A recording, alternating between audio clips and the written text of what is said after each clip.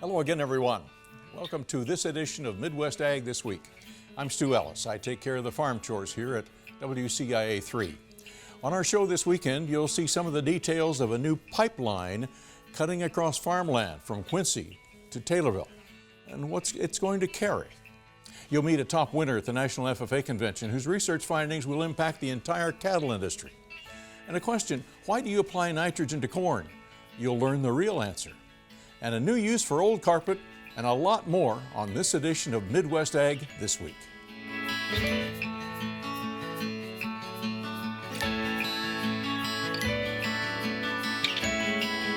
Welcome to Midwest Ag This Week with host Stu Ellis.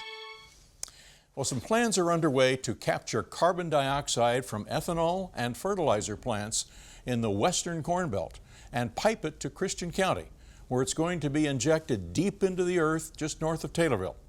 Speaking for the multiple companies involved is Elizabeth Burns Thompson.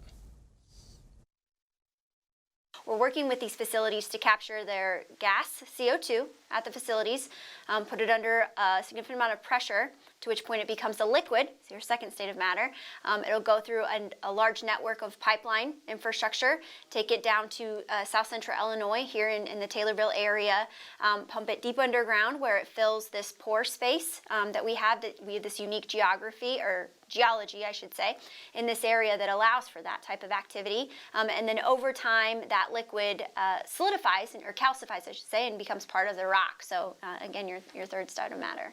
The injection wells will be similar to ADM CO2 injection wells adjacent to the Farm Progress Show site. So the infrastructure itself, so we're looking at about 5 million metric tons initially being sequestered annually. What that physically looks like is 5 different wells, 1 million metric tons per well initially. You'll see that the project mentions up to 15 million metric tons annually at capacity. The pipeline will have to cross the Mississippi and Illinois rivers in addition to 1,300 miles of farmland.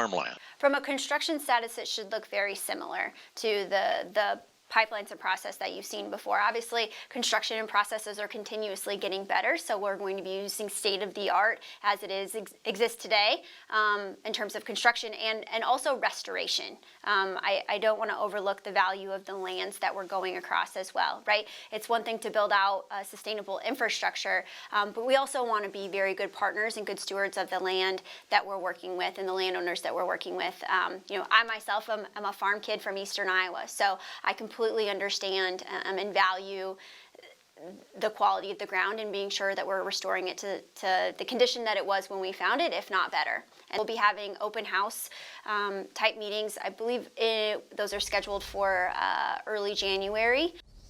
There's a lot more to be answered on this, and we'll keep you up to date on this pipeline. Well, dozens of FFA members in our viewing area were recently honored at the National FFA Convention.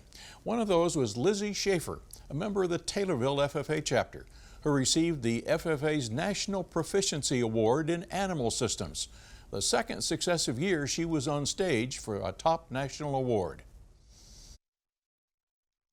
Congratulations to you. Thank you. Now, you've been there again, you've been there before. You did it again this year, but it's a little bit different, isn't it? Yes, I was pretty excited to be able to be on stage again and for a different reason. And what was the difference between last year and this year? So this year my projects, or the thing that I won with was my 2 different agri-science fair projects that actually went together to create my record book. Okay, and this was the National Proficiency Award. Yes, so the Proficiency Award is done on your record book that you keep throughout your high school career. Okay. Now, your research has all, I guess, been in one particular area. Please tell us what that area is, what the direction you're going. So my agri-science research projects that I've done have been on bovine reproduction and embryo transfer. So the first project that I did was comparing 2 different synchronization methods for recipient cows. And the next project that I did was comparing grade 1 and grade 2 embryos. Okay, and at that point you found out some interesting things that could have an impact across the whole cattle industry. Yes, so I found that using CIDRs, or a controlled internal drug release system, in recipient cows actually improved conception rates. And I also found in my second project that grade 2 embryos result in higher female progeny. Okay, and the FFA judges really liked the intensity of what you were doing. Yes, it was a lot of work, and it was really hard to get to this point that I'm at now, but it was definitely worth it. Well, I am a senior this year, and I don't know really where I want to go to college at yet, but I know I want to study agriculture communications. Okay. Giving up livestock production, huh? Well, I'm not sure. I don't really want to give it up per se. I want to still continue with what I've been grown up in, but I want to continue to promote agriculture and basically do what you're doing throughout the United States. We certainly congratulate Lizzie Schaefer of Wawanaco for winning the National Proficiency Award this year after her agri-science victories last year at the FFA convention. Young lady with a lot of octane. Oh, yeah, and congratulations to her. Just a huge deal. Really is. Yeah. A huge deal is the weather because we need more time to finish get harvest. up. Some guys are getting back into the field Yep. now. They need a few more days than you may have up your sleeve. Yep, we've got some days here, but they're going to have to go because we do have more rain in our forecast. We're thinking by Wednesday and Thursday, especially of next week. In fact, as we take a look at our graphic for the precipitation forecast for this week, we are looking at potentially 1 to 2 inches of rain here to be falling over the next 7 days, most of which is actually going to be, like I said, Wednesday and Thursday of next week. But temperatures are going to be nice and warm. For the weekend, we are calling for temperatures to be in the middle 50s on Saturday, then the middle 60s on Sunday, Monday, and probably most of Tuesday too. So if you can, go hard on the weekend. Even on Monday and Tuesday, you've got opportunities there too. It does cool down a little bit in our long-term forecast. Our 8 to 14 day trend's a little bit cooler, but it's going to be also a little bit drier during this time too, which will be nice. But again, like I said, there is going to be a chance for those rain showers to be in place, we're thinking, by our Thursday and our Friday. We've had a lot of high pressure recently, so even though things have been chilly, we've had nice dry weather, which has been nice, but we do expect that to change, like I said, by next week. Our low pressure center will be coming in here, providing us with rain showers. We're thinking later on Tuesday afternoon and evening, and then especially going into our Wednesday night into Thursday, there's a new low that will come through, and that's the one that will likely bring us quite a bit of rainfall to the region. So we'll be looking at that system to also then cool us back down, most likely going into the following weekend. So, Stu, we are thinking that things are going to be, like I said, good here for the weekend and good into early next week, but we do expect there to be a big system to come through that will give us a chance for those rain showers, potentially amounting to another 1 to 2 inches of rain. All right, we see a little bit of tillage going on now, but that's probably going to stop for a while because it's just going to be too wet if you've got 1 to 2 inches of rain. Correct. So yeah, hopefully it gets drier out after that, but yeah, another 1 to 2 on top of the already very saturated soils that we've got. It's gonna be muddy. Right. Harvest is important. We've got a job for some young people who want to work in agriculture right after this. Welcome back to Midwest Ag This Week. Well, some young folks who did not grow up on a farm or have a chance to get into agriculture but would like to can get a free education or training and a job in an exciting agricultural occupation. Some big companies are looking for you. If you're a young person looking for a job on the farm, how'd you like to run this tractor? Well, doing that and a lot of other things, you can certainly do that if you have the particular training. And that requires at least some skill, doesn't it? Honestly, it requires someone who just wants to get into it. We'll train them on the job. We're just looking for people who want to get involved. It sounds pretty easy. This is Blake Nolan, and Blake is part of Bird Dog Workforce Scouting. And what is that all about? Our goal is to work with the individuals from 18 to 23 that are interested in getting into agriculture and the supporting industries like welding or manufacturing agriculture products or the grain handling and logistics side. Whether they've lived on a farm or raised on a farm or not. We prefer that you weren't raised on the farm. That way you get to learn the right way to do it. Well, who's going to do the training? How does this happen? The beauty is there's a lot of opportunities out here in rural America, from Nutrient Ag Solutions to other retail operators that are looking for someone that would just like to step out and learn how to operate some large equipment. And so those companies are going to be doing the training, but you are finding the people and hooking them up to those internships, training programs? Absolutely. So not only are we hooking them up with the opportunities and the individuals that are looking to hire, but we're pairing them up with companies that are willing to cover the cost of their education. So no student loan necessary, and they'll set you up with either a certification if you just want to go through maybe a 6-month training, all the way up to covering the whole cost of your associates if you want to get into the agriculture industry. So you can get a hold of us on birddogcareers.com. That's birddogcareers with an S.com. And you can send us an email or fill out an application right there, and we'll get you lined up with something that fits with your interests. All right.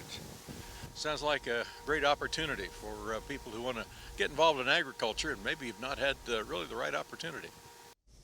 Speaking of opportunities in agriculture, you may have seen this earlier this week, but we wanted to ensure as many people as possible met this young lady who is the epitome of a farm girl.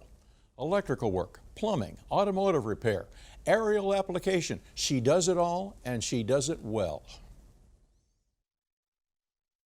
Kelsey Reynolds is a farm girl with some of the most diverse talents anyone will ever find.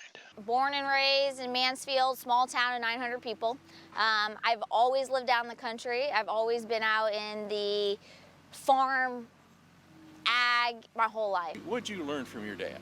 Oh man, everything you can imagine. Anything work related, I learned from him. Right now you're in a process of pouring concrete. Yep, we're framing concrete for a beautiful patio. And the owner, Marcia Colclaser, is impressed with Kelsey. Her work ethic is wonderful. She runs circles around all of us, and she's hardworking. She's honest. She's in the moment with it, and she's like an Energizer bunny.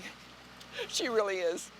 Come summertime, she climbs into her helicopter and sprays crops. And we do fungicide and insecticide by air. So aerial application is what we do, seasonal. So we do that about 3.5 months to 4 months out of the year. Her business, RAS Aviation, began with her dad. My dad flew in the military, flew Cobras. And he had a bunch of farmer friends, and they knew he could fly. So they told him, why are you not spraying? So he started spraying. There's a nurse truck. The helicopter lands on a truck. And I was the nurse truck driver for my dad. And eventually I was like, I don't want to drive a truck my whole life. Teach me how to fly. Dad taught me how to run a business and not be scared of running and starting your own business. And so when he did pass in 2014, I already had enough confidence and knowledge to continue. And what can people learn from her? Just know that any female or anybody who wants to go out and do something and learn a new skill, that skill is always going to be there. Nobody can take that skill away from you. And if you have that mindset and just keep learning, I think that you can just keep growing. And that's kind of how I live my life. Kelsey Reynolds is a very strong thread in the fabric of Central Illinois agriculture.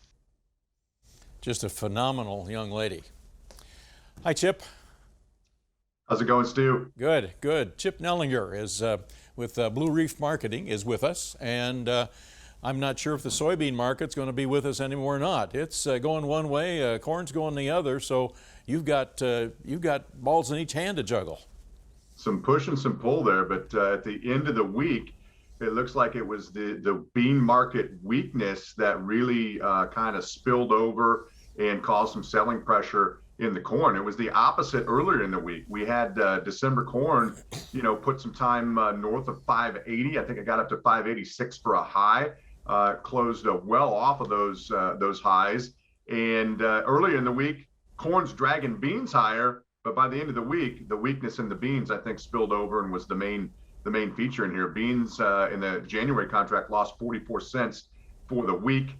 Just not enough export business here in the short run. And it looks like South America's off to one of the better starts that they've had, well north of 50% planted. And there were some private estimates out this week of 144 million metric ton crop. That's the equivalent of 5.3 billion bushels. They got the whole growing season ahead, but we're staring at a potential monstrous crop out of Brazil right now. And there's some people who are still saying that we've got a little bit bigger bean crop than they thought. Yeah, we got this USDA report here next Tuesday, and the expectations are for higher yields there, about 0.4 of a bushel higher on both corn and bean yields. Unfortunately, though, with that, in the case of beans, a lot of people expecting a decrease in demand to bump that carryout up as well. So maybe a double whammy there in the beans. But I'd say after this week, we've got a lot of bearishness built into the beans, and I don't think it's quite time to call an end to the bean market just yet. We still probably have some rally potential into year end. Okay. 2022 crops, did they hold steady this week? Well, steady to lower. Beans still really, the biggest issue there with nitrogen costs and fertilizer costs essentially at all-time record highs. I think by late winter, early spring, you're going to hear talk of greatly increasing bean acres, and that's in a situation where we might have growing stocks because of a big crop in the southern hemisphere. So I don't think it's too early, especially on the case of beans, on rallies into the year end to really take a look from a producer standpoint at managing some potential downside risk here into next year. Chip, we appreciate it. Thank you, sir. We'll see you in a few weeks. You bet. All right. Thanks, Stu. We'll lay some carpet right after this.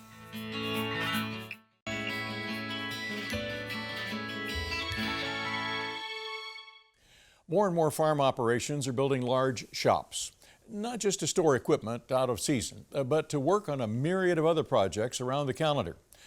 Particularly in one shop that we found, there's a section which has carpeting for multiple reasons. One of those is to make it easier on one's legs to stand on instead of standing on concrete all day. And we all know how that feels.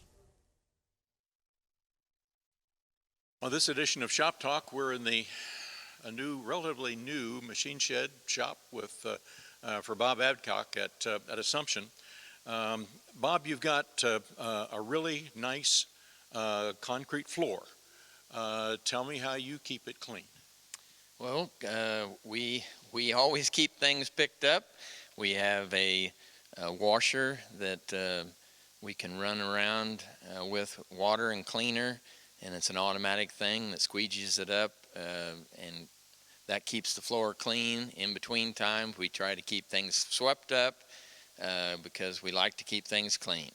Now, right behind you is the interesting part, and that's a carpet.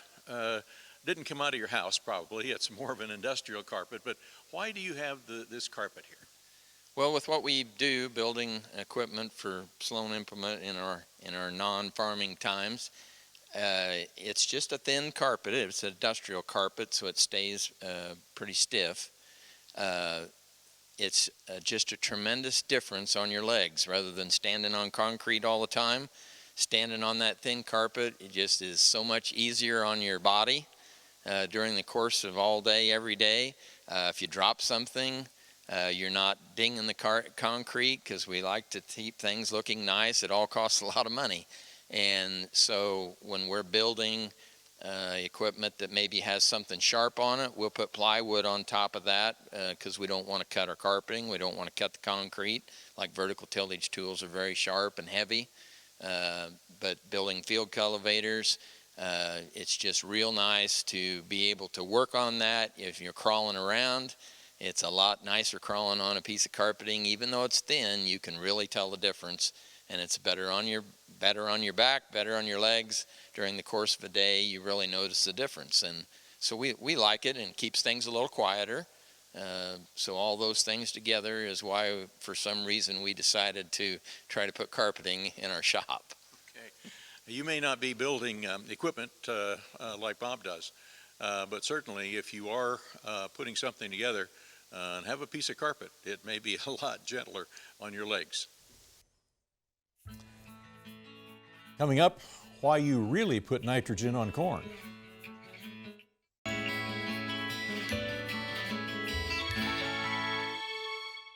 You apply nitrogen to boost yields in corn, but how does it do it? Why does it do what it does?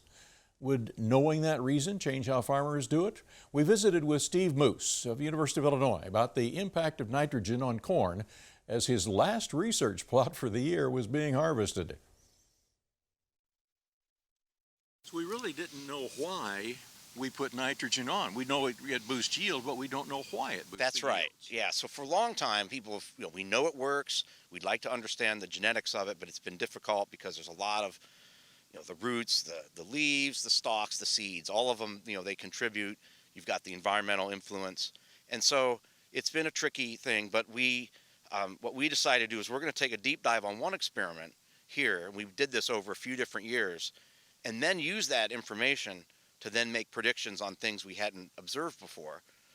And then when we did the test, it turned out that we were right. We were correct in predicting some of the factors that influence how the corn plant responds to nitrogen. The genes involved in photosynthesis, they are enhanced when the plant gets nitrogen.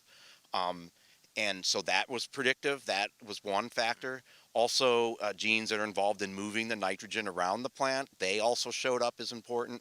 And then we found what's probably the most interesting are a few genes that are kind of switches for how the plant, say for example, a leaf, am I going to keep my nitrogen or am I going to give it up to the seeds?